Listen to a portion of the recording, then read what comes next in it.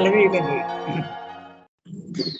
An escape from the action of the two inferior gunas is very evidently indispensable if we are to transmute our present nature into a power and form of the divine consciousness and an instrument of its forces. Tamas obscures and prevents the light of the divine knowledge from penetrating into the dark and dull corners of our nature. Tamas incapacitates and takes away the power to respond to divine impulse and the energy to change and the will to progress and make ourselves plastic to a greater Shakti. Rajas perverts knowledge, makes our reason an accomplice of falsehood and the abettor of every wrong movement, disturbs and twists our life force and its impulses, oversets the balance and health of the body.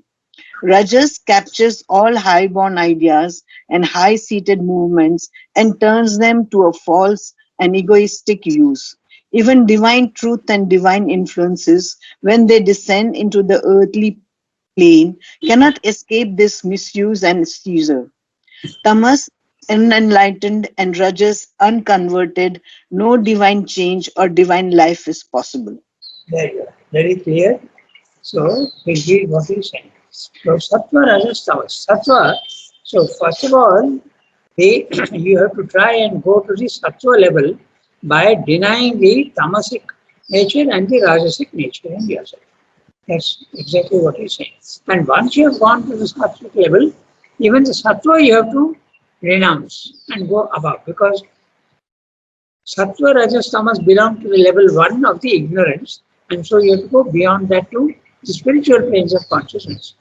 There the gunas don't operate anymore, the gunas become inoperative. You become Trigunaatita. You go beyond the three gunas, body, mind, life. In very simple words, you lose your identification with the body, mind, life. You realize that you are the pure soul and you are outside the body, mind, life. That's it. That's the when you can divinize yourself partially. You can divinize yourself much greater level if you go to level 3. Okay? But that will come later on. So let's see what he's saying. An escape from the action of the two inferior gunas, tamas and rajas. Okay? In other words, your body and your vital. You have to use that method of neti neti. I am not the body, I am not the body. I am not the prana. Okay, that's the system. An escape from the action of the two inferior gunas is very evidently indispensable if we are to transmute our present nature into a power and form of the divine consciousness and an instrument of its forces. So, you can have a divine consciousness and become an instrument of the divine consciousness only if you are completely free from identification with your body and your vital. Then it's possible, because the mind, pure mind, is already a much improved thing. But the pure mind has to become the spiritual mind. We will come to that later on. An escape from the action of the two inferior gunas is very evidently indispensable if we are to transmute our present nature, which is very defective and full of imperfections, into a power and form of the divine consciousness and an instrument of its forces. Now he is telling you what tamas does. Tamas obscures and prevents the light of the divine knowledge from penetrating into the dark and dull corners of the nature. If you think of the sea, then the image becomes very clear. As you keep going down in the sea, it becomes darker and darker and darker. And at the rock bottom, the light does not penetrate.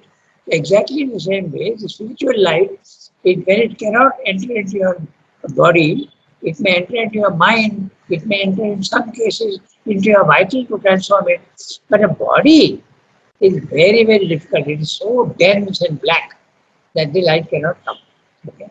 So tamas obscures and prevents the light of the divine knowledge from penetrating into the dark and dull corners of our nature. Tamas incapacitates, does not allow energy to operate. Tamas incapacitates and takes away the power to respond to divine impulse and the energy to change and the will to progress and make ourselves plastic to a greater Shakti. You, when the light comes, the rigidity in the body does not allow the plasticity, and then nothing much can happen. This is the problem with the tamas. Now the problem is the rajas. Rajas perverts knowledge. So knowledge can come, but it gets perverted. The ego starts using that knowledge for its own purpose and misinterprets the knowledge that is come. Makes our reason the accomplice of falsehood. There you are. Then, in other words, in simpler language, you are always supporting your vital. Very rarely will you say, no, my vital is wrong. Okay? And I don't agree with it. That's very rare. 90% of humanity justifies their anger, justifies their envy, justifies their irritability, everything. They justify it. Okay? Accomplice of falsehood and the abettor of every wrong movement. The abettor, to abet is to side with the criminal. Okay? You are not committing the crime yourself, but you are inciting and encouraging another to commit a crime. That's an abettor. Okay? So, to abet a crime is to incite and encourage another. Okay? So, of every wrong movement, okay, disturbs and twists the life force and its impulses, oversets the balance and health of the body. So, for instance, overeating, okay, that also is rajas because of greed. You overeat and your health suffers. Okay, so that also is there. It affects the wrong movement of rajas even affects your body. Okay, that's what he's saying, and that's very obvious. Rajas captures all high-born ideas and high-seated movements and turns them to a false and egoistic use. Even the noblest of thoughts, okay, they become, when you put it for ego, then it becomes something which is not the right thing. It becomes false. That's why Sriyamdo is very clear about altruism, humanitarianism, charity, okay, philanthropy. All these things are some in society. People say wonderful. It's a wonderful thing. But normally you do it for yourself. Okay? Although it's a very noble thing, helping others, but you do it for your own satisfaction. So it's not a spiritual action. Okay? So Rajas captures all high-born ideas and high-seated movements and turns them to a false and egoistic use. Okay?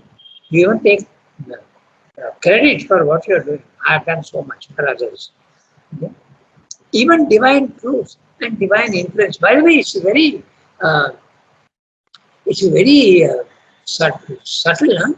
Because I remember in one letter to Sri Aurobindo, okay, Amal is writing because his first wife, there was a misunderstanding and he divorced her.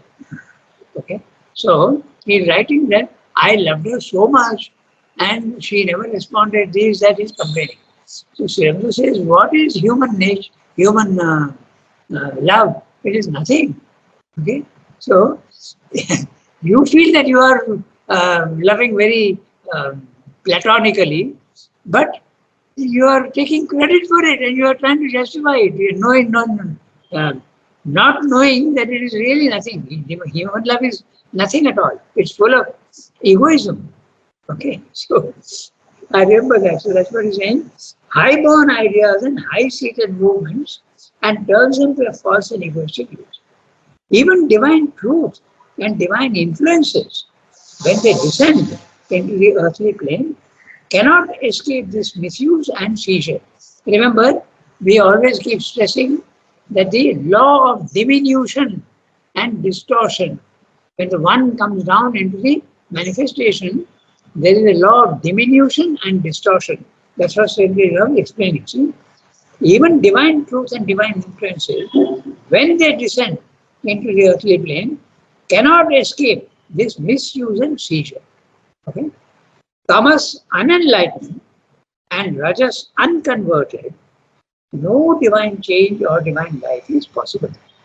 So there absolutely, you have to get rid of their identification with body and vital. And our next, of course, sattva also. That's the next paragraph. So an exclusive resort to sattva.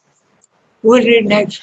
But Rangada, Yes. we have to get rid of it or transform it. First of all, you have to get rid of it. You have to, then when you go to the higher level, you see that you have no power to transform. So the transformation comes in the next level, and that is the third attempt of going to the higher level to get the power to transform. Ultimately, in a very general way, you can say that yoga is transformation. But when you go step by step, the first step is always to deny your identification with body, mind, life. You have to get rid of your attachment to body, mind, life. Then you go to the spiritual plane of consciousness where you become free from the defects of body and vital, but you can do nothing about it. You are absolutely, you become the witness self. After you become the witness self, you see that there is no power, and then most of them give up. They say it doesn't matter. My consciousness is the main thing, and I have got rid of that, rid of the body and the vital, because in any case it will disappear at the end of death. Okay? When death comes, it will disappear. The power comes only in Sriyamdo's yoga when you want to transform the lower. And that you can do when you get the power. And that power is available only at the higher level. The total transformation. In the spiritual planes of consciousness is level 2. Some amount of power is there, and you can change your mental habits, you can change your vital habits, but you can't transform your body. The body transformation, tremendous amount of power is required for that, and that power is available only at the supramental stage, level 3. Okay, the Purushottama level. If you read the Gita, 3 levels. Kshara Purusha, level 1. Akshara Purusha, level 2, which is the spiritual planes of consciousness. And level 3, the Purushottama, Uttama Purusha. Kshara Purusha, Akshara Purusha, level 2, level 3, Uttama Purusha. That's the supramental, when you get the power to change the lower. Okay, so in the beginning you have to. Pallavi's question is very valid, but that's only in the Sriyamdo's yoga, interior yoga. And that comes only at the end of the journey. That's why we say Sriyamdo's yoga begins where the others end. Okay, so when the others are ending, they lose their identification with body and life, and the soul becomes free and can disappear. It can disappear into the infinite. It can also have a choice of living in the spiritual planes of consciousness forever if they want, or in Sriyamdo's yoga, you want to come back again and help in the evolution and God's work in the world. So many choices you have. Sriyamdo discuss these choices. Okay. Rangata, when we do karma yoga, at that time you are not trying to transform your feelings or your mentality or anything. Karma yoga there is an attempt to, there is a bit of transformation that takes place. Yes. But the consciousness which becomes divine. The body and life does not become divine. In the karma yoga, it's very more powerful than the bhakti yoga and the jnana yoga, definitely more than the jnana yoga. But your consciousness becomes divine, puts on the nature of the divine. No, your vital doesn't change. The vital may change to some extent. Or your mental doesn't change a little bit. The mental can change because you are in a spiritual, and the mental is part of is a pure mind. The pure mind changes. But don't think that the mental is only one level. No? There is the physical mind, there is the vital mind, and there is the pure mind. And then there is the higher mind and all that in level 2, the Akshara Purusha. So the mental, the pure mind can change. But what about the lowest one? That need not necessarily change. There's gradation even of mind. Everything there's a gradation. That idea of gradation is very important. You must keep that in mind. Up to what level can you transform? It's possible to transform your pure mind. More difficult to transform your vital. And very difficult, almost impossible at this stage, to transform your body. Transformation does happen. Okay, there is a purification of the body also, but it doesn't become a divine body. It still remains a biological body. Okay, a Yes. biological body. Changes may occur, as Srimar said in his record of yoga. Okay, the body can become subtle. That body change is very. That's the whole intention in the Hatha Yoga, and they get longevity. They get purity of the body. Okay, and they have control over the body also. That happens, but it does not become a divine body. The divine body means it is not subject to death. It is not subject to illness. It is not subject to disease. That can happen only at the supramental race. Even the Hatha Yogi, he can increase his longevity, get tremendous healthy body, okay? But it doesn't become a divine body. There are so many, the Trailanga Swami and many others also, Brahmananda, who lived for many, many years. The body remains, it becomes an instrument and they live for 200, 300 years. It sounds very funny, but it is a fact. Yes. Okay, Srivanga met Brahmananda. Okay, they didn't have any conversation, but on the banks of the Narmada, he saw Brahmananda. Brahmananda just looked up. He is supposed to have lived up to 300 years. Okay. Because he spoke at the time of the Battle of Plassey. So Srivanga mentions that in his evening talks. So he lived for definitely more than 250 years. Okay. Then Trailanga Swami also another case. He lived for a long time. Anyway, so the divinization, transformation of mind is possible, transformation of vital is also possible, but divinization of the body, that means the body is a subtle body. It is material body, but subtle material. Okay? And it is not subject to death and not subject to disease. That's it. Okay, we go to the next one. So who will read? Harika can read, or an exclusive resort to? Yeah, Ranganath. I will read Ranganath. Yeah, okay, go ahead. An escape from the action of the two inferior No, gunas. that we read just now. Oh, sorry. An exclusive resort to sattva would seem to be the way of escape. But there is this difficulty that no one of the qualities can prevail by itself against its two companions and rivals. If envisaging the quality of desire and passion as the cause of disturbance, suffering, sin and sorrow, we strain and labor to quell and subdue it. Rajas sinks, but tamas rises. For the principle of activity, dulled inertia takes its place.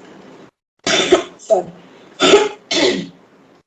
Acquired peace, happiness, knowledge, love, right sentiment can be provided by the principle of light, but if Rajas is absent or completely suppressed, the quiet in the soul tends to become a tranquility of inaction, not the firm ground of a dynamic change. Ineffectively, right thinking, right doing, good, mild and even, the nature may become in its dynamic parts, sattva-tamasic, neutral, pale-tinted, uncreative or emptied of power. Mental and moral obscurity may be absent, but so are the intense springs of action, and this is a hampering limitation and another kind of incompetence. For tamas is a double principle. It contradicts rajas by inertia, it contradicts sattva by narrowness, obscurity and ignorance, and if either is depressed, it pours in to occupy its place. Now this is a very interesting paragraph because he's saying the three modes of nature, okay, sattva, rajas, tamas, they are always unequal. They are not at all balanced. When they become balanced, okay, if you want in mathematical terms, 33, 1/3%, okay, all of them, then there is no movement. They are all equal to each other, and that is what is called Trigonometry. The sattva, rajas, tamas, the body, mind, life become absolutely equalized. Okay? And then your consciousness can come out and go to the spiritual planes of consciousness. So this is interesting. So if you are trying to quell and make your vitality less, then tamas rises. That's very obvious, because if you are trying to reduce your vital activity, the energy is being reduced. And when the energy is reduced, tamas rises. You become lazy. So this is what Sandra is explaining. It's a very interesting phenomenon. So you have to have a balance, very difficult. So, an exclusive resort to sattva would seem to be the way of escape. Okay, then let's get rid of tamas and rajas and go only to sattva. But there is this difficulty that no one of the qualities, not the word, we would have said not one. Okay, the Sanders English is that no one of the qualities can prevail by itself against its two companions and rivals. Note also they are rivals. The tamas is the opposite of rajas, and the rajas is the opposite of tamas, but also to a certain extent the opposite of the mind. And the mind is also the opposite of both. Okay? They are rivals. If envisaging the quality of desire and passion as a cause of disturbance, suffering, sin and sorrow, we strain and labor to quell or subdue it, to make it absolutely non-operative, quell, make it absolutely nothing, zero, and subdue it. Rajas sinks, but tamas rises. Okay, rajas sinks means you are becoming less active. And if you become less active, the tendency to become lazy is there. I'm putting in very psychological, very clear terms. But this is, if you want to hear on the principal point, then rajas sinks and tamas rises. For the principle of activity, dull, inertia takes its place. A quiet peace, happiness, knowledge, love, light, sentiment, all these are qualities of the sattva. A quiet peace, happiness, knowledge. Note the word quiet. A very unquiet happiness is part of the vital, but a quiet happiness and peace is part of the mind. Knowledge, love, right sentiment can be founded by the principle of light. But if rajas is absent or completely suppressed, the quiet in the soul tends to become a tranquility of inaction, not the firm ground of a dynamic change. So for dynamic change, you have to go even higher up. Remain that won't do. Ineffectively right thinking, right doing, ineffective. Your thinking is right. You are doing also right things, but it is ineffective. It does not change you. Okay? Ineffectively right thinking, right doing, good, mild, and even the nature may, even, okay, mild and even in the sense of equal, okay, even in that sense, not in the other sense. Mild and even. The nature may become in its dynamic parts sattva tamasic. Okay? So very often those who are very sattvic, they are not very active people. Okay? There's a tendency to very less physical action. Okay? So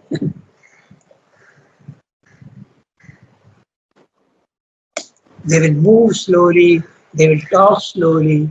You'll see that happens very sattvic. They will think 10 times before they say something. Okay? Quiet, calm people. The activity, the energy are absolutely less. But the ego can be there, very high ego. In fact, the sattvic ego is very difficult to conquer. So, a quiet peace, happiness, knowledge, love, right sentiment can be found here by the principle of light. But if rajas is absent or completely suppressed, the quiet in the soul tends to become a tranquility of inaction, not the firm ground of a dynamic change. Then what happens? He'll tell you. Ineffectively right thinking, right doing, good, mild and evil, the nature may become in its dynamic parts sattva tamasic, okay, neutral, pale tinted, uncreative, or empty of power. Very clear description. Your thinking will be right, you will be doing also the right things, but it's not going to transform you. Okay? Others may misunderstand. They will say, oh, what a sweet and gentle person this is. But he is not spiritual, he is only sattvic. Okay? So, mental and moral obscurity may be absent. There you are. In a very sattvic person, moral obscurity means he will not do anything immoral. Okay? Mentally also he will not be thinking any wrong things. Okay? All that may not be there in a sattvic person. But so are the intense springs of action. The effectivity leaves you in a, you can't translate that into an action of, you can't become spiritual. That's what Chandra is saying. But so are the intense springs of action. They are also absent. And this is a hampering limitation and another kind of incompetence. You have become you are thinking rightly, you are doing the right things, but you are an ordinary person from the point of view of spirituality. Okay? Another kind of incompetence. For tamas is a double principle. It contradicts rajas by inertia. It contradicts sattva by narrowness, obscurity and ignorance. And if either is depressed, it pours in to occupy its place. So, very clear that if you try to remain only mentally, no wrong thoughts, okay, no wrong actions and all that, then there is the power to transform your nature is absent. That's what it is. In other words, you have to get rid of both, all the three, sattva, rajas, tamas. You have to get rid of your identification with body, you have to get rid of your identification with vital, and you have to also get rid of your identification with the mind. That happens when you go to the akshara consciousness, when you go to the witness self, then you see that the thoughts that are occurring in your mind are not yours. They are coming from universal nature. You become a witness. That's all. Okay?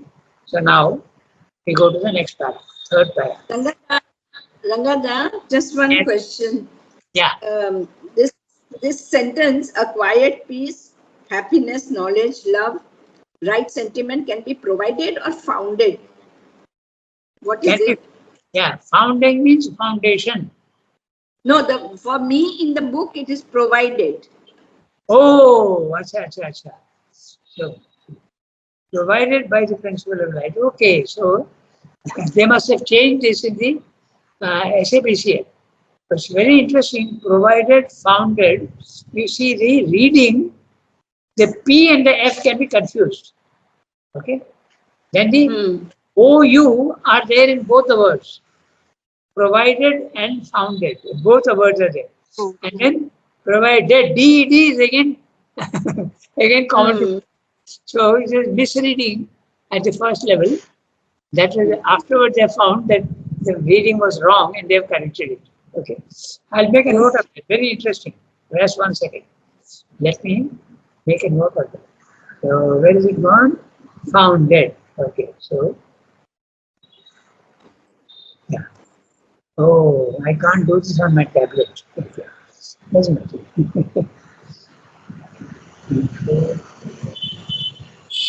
No, I can't do it on my tablet.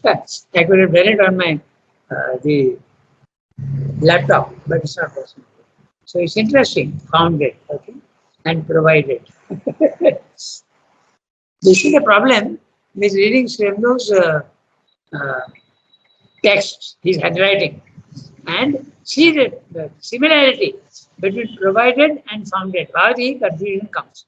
F and P can be confused if that F, you prolong the top curve a little more, it can become a P. Okay. Then OU is common, or rather OV in provided and OU in founded. Okay. But there is an R in between. That can come for the N. Okay. That can be provided. Okay. So U can become a V, and the N depends on how it is written. It can be read as an I also. And D is common. So it's very difficult to read Sri handwriting. And Prithvi Singh was supposed to be one who was an expert at it. Okay. The proofreading of Tarika's version, SAPCL, was done by Sutapa and Temiben. Okay. They are the ones who did that. Now the recent one which I have got, the SAPC, sorry, CWSA, was done in the archives. And I used to also do this work with Raman in the archives when I used to work. We caught many mistakes, okay, and quite convincing ones. We also caught some. Okay, it's an interesting thing that you mentioned. Okay, we have still 9 minutes. We can read the third paragraph. If we call in Rajas again. So, Soki can read. Yes, I will read. Go ahead, read it. If we call in Rajas. If we call in Rajas again to correct this error and bid it ally self to Sattva, and by their united agency endeavor to get rid of the dark principle, we find that we have elevated our action, but that there is again subjection to Rajasic eagerness, passion, disappointment, suffering, anger. These movements may be more exalted in their scope and spirit and action than before, but they are not the peace, the freedom, the power, the self-mastery at which we long to arrive. Wherever desire and ego harbor, passion and disturbance harbor with them and share their life. And if we seek a compromise between the three modes, sattva leading, the others subordinate, still we have only arrived at a more temperate action of the play of nature. A new poise has been reached, but a spiritual freedom and mastery are not in sight, or else are still only a far-off prospect. So, this paragraph is telling us very clearly that every attempt made at this level, at the level of the ignorance, the attempt is good, but it's not going to change you. It's not going to change you. Your nature does not change so easily. It's only the divine grace that can do. And also when you go to the higher level, first is to detach yourself from your imperfections. And then only you can do something. When you go to the Akshara Purusha consciousness, that's level 2, then some amount of power comes into change, but not the full power. Okay? So that's what he's saying. And it's very interesting. It depends on which one you are stressing. Tamas is definitely not to be indulging. You must be active. But if you try to reduce your rajasic effort, okay, you feel that you are too much action oriented and there are too many desires in you, and you control your desires. Now just see, this is all philosophical language, principles, but we'll translate it into very understandable language, then you will see. I find myself to be very, very full of desires. So I want to control them. Okay? I'm trying to control rajas. Then what happens? If I satisfy my desires, I am very rajasic. I am very full of energy. But if I try to control my desire, then what happens? You are not acting anymore. Okay? You are not satisfying your vital. Then two things can happen. I'm not mentioning here, but he mentions elsewhere. If your vital is very strong, okay, and you try to control it, it will revolt. Okay? It will revolt in very interesting ways. I had mentioned that. But if your vital is weak, then you will go into a depression. Because you are controlling rajas and the energy in you says, oh, you don't want to give me what I want. I won't cooperate with you. So you go into a depression. Tamas rises. Inactivity rises. I'm putting it in very understandable terms, but that's what happens. But suppose your vital is a very strong one, okay? If you try to control your anger or your greed, it will revolt, okay? And it will start shouting at everybody. It will start doing things which will irritate others. That's a revolt of the vital. Okay? It's a very interesting phenomenon. You will often see that when people are disturbed about something, they start getting angry with everybody. Okay? This is what is the revolt of the vital. It's a very interesting phenomenon. Sometimes you see, if people they have got problems, they become irritable with everybody. In many families, I have noticed that this happens. Okay? So, even those who are very well disposed normally and calm and quiet, if they Ranganath, yes, tell me. isn't depression also a revolt of a vital, a negative revolt of the vital? Depression, refusing to do anything, that I will not tell anything, I will not participate in anything. Depression, Yes, a depression. negative revolt of the vital. Yeah, because there are so many combinations of these, and that's what simply Yeah. says. It can be sattvic, tamasic, it can be rajasic, sattvic. Okay, there can be so many different types of combinations between them. So it's a very interesting thing. But these paras are very interesting. But you have to understand it in our normal behavior. Here, certainly is not talking about the normal behavior. If you give examples to yourself, you will understand what is happening. I remember once.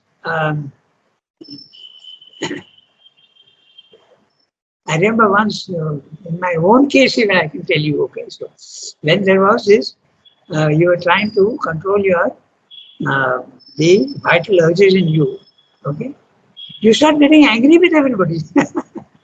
So, for no reason at all, you should show irritability. That's a revolt of the vital.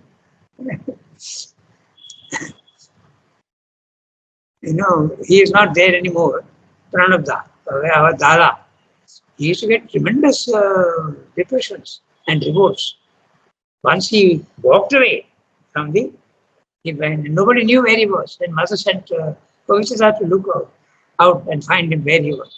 So Pavitra went and found him walking somewhere near that Indira Gandhi statue. At that time, it was a military ground.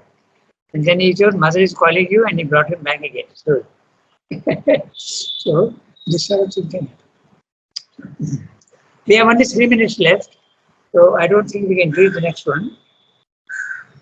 Oh no, it's not very big. We can read the next one. A radically different movement. So, Kiran, can you read? Yes, Rangada. Yeah, a radically different movement. A radically Just read it different. today. Shall I read? Yes, go ahead. A radically different movement has to draw us back from the gunas and lift us above them. The error that accepts the action of the modes of nature must cease, for as long as it is accepted, the soul is involved in their operations and subject to their law. Sattva must be transcended as well as rajas and tamas. The golden chain must be broken no less than the leaden fetters and bond ornaments of a mixed alloy. The Gita prescribes to this end a new method of self-discipline. It is to stand back in oneself from the action of the modes and observe this unsteady flux as the witness seated above the surge of the forces of nature. He is one who watches but is impartial and is indifferent, aloof from them on their own level and in his native posture high above them. As they rise and fall in their waves, the witness looks, observes, but neither accepts nor for the moment interferes with their course. First, there must be the freedom of the impersonal witness. Afterwards, there can be the control of the master, the Ishvara. This paragraph is a perfect answer to Pallavi's question. Okay. So first of all, you have to detach yourself from your body, your vital and your mind. You have to stand back. And then last sentence, you are saying very clearly, first of all, you have to become the impersonal witness. That means you can't change your body-mind life. But afterwards, there can be the control of the master. That's the third level. You go to the Ishvara level, and then you can control your body-mind life. So first of all, you have to detach yourself from the imperfections of the body-mind. So we'll do this again. The next time, we'll redo this. A radically different move.